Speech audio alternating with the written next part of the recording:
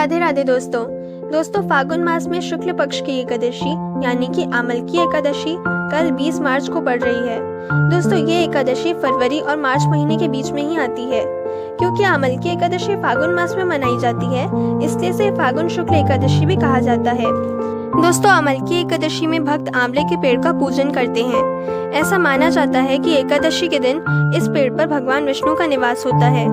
आमल की एकादशी का दिन होली के मुख्य उत्सवों की शुरुआत का प्रतीक है। इस अवसर के दौरान देवी लक्ष्मी की भी पूजा की जाती है, क्योंकि उन्हें एक सर्वव्यापी देवी के रूप में माना जाता है। ऐसी मान्यता है कि भगवान कृष्ण अपनी पत्नी और देवी राधा के साथ आंवले के पेड़ के पास निवास करते हैं। कहते हैं कि इस एकादशी के दिन भगवान विष्णु का व्रत रखने वाले उपासक के सभी पाप नष्ट हो जाते हैं, इसलिए इसे कुछ क्षेत्रों में पाप नाशिनी एकादशी के रूप में भी मनाया जाता है।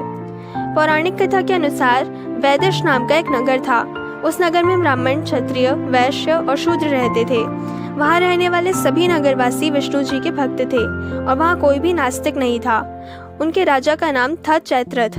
राजा चैत्रथ विद्वान थे और बहुत धार्मिक थे। उनके नगर में कोई भी व्यक्ति दरिद्र नहीं था। नगर में रहने वाला हर शख्स एकादशी का व्रत करता था। एक बार फाल्गुन महीने में आमल की एकादशी आई। सभी नगरवासी और राजा ने ये व्रत किया और मंदिर जाकर आंवले की पूजा की और वहीं पर रात्रि जागरण किया।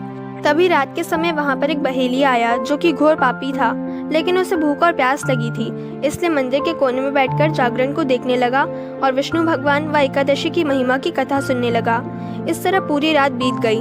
नगरवासियों के साथ बहेलिया भी पूरी रात जागा रहा। सुबह होने पर सभी नगरवासी अपने घर चले गए। बहेलिया भी घर जाकर भोजन किया, लेकिन कुछ समय के बाद बहेलिया की मौत हो गई। हालांकि उसने आमल की एकादशी व्रत कथा सुनी थी और जागरण भी किया था, इसलिए वह राजा विदुरथ के घर जन्म लिया। राजा ने उसका नाम वसुरथ रखा। बड़ा होकर वह नगर का राजा बना। एक दिन वह शिकार पर निकला, लेकिन बीच में ही मार्ग भूल गया। रास्ता भूल जाने के कारण वह एक पेड़ के नीचे सो गया। थोड़ी देर बाद वहीं कुछ डाकू आ गए और राजा को अकेला देखकर उसे मारने की योजना बनाने लगे, क्योंकि इसी राजा की वजह से उन्हें कई वर्ष कारागार में काटने पड़े, इसलिए वो राजा को मार देना चाहते थे। इस बात से अनजान राजा सोता रहा। डाकुओं ने राजा पर हथियार फेंकना शुरू कर दिया, लेकिन उनके शस्त्र राजा पर फूल बनकर गिरने लगे। कुछ देर बाद सभी डाकू जमीन पर मृत पड़े थे।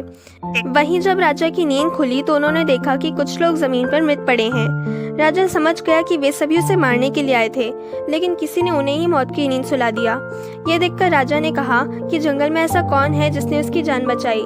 तभी आकाशवाणी हुई कि हे राजन, भगवान विष्णु ने तुम्हारी जान बचाई है। तुमने पिछले जन्म में आमल की एकादशी व्रत कथा सुनी थी और उसी का फल है कि आज तुम शत्रुओं से घिरे होने के बावजूद जीवित हो। राजा भगवान विष्णु की जयकारा लगाकर अपने नगर लौटा और सुखपूर्वक राज करने लगा। राधे राधे दोस्तों।